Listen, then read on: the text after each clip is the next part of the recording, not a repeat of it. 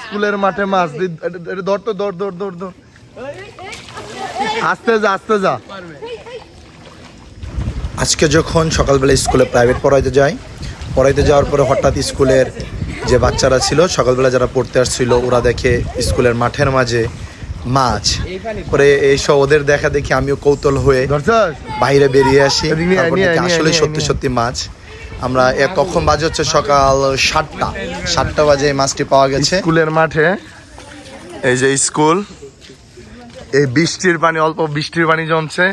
এটা কি মাছ একদম মাগুর মাছ, আবার পড়ে গেল। এই মাছ যে কই থেকে আসলো এক আল্লাহ মাবুদি ভালো জানে। কে কে ধরছে? মাহিন, অনেক আর নীরবে। নাও ঠিক আছে, এটা বাসায় নিয়ে পরে কি বাইজা খাই বলে বা। সকালবেলা মাছ একটু ধরার পরে তারপরে আরো একটি মাছের দেখা পাওয়া যায়। সেটা ধরার জন্য আমরা সকল স্যার শিক্ষকরা কৌতূহলবশত সবাই একসাথে আসি।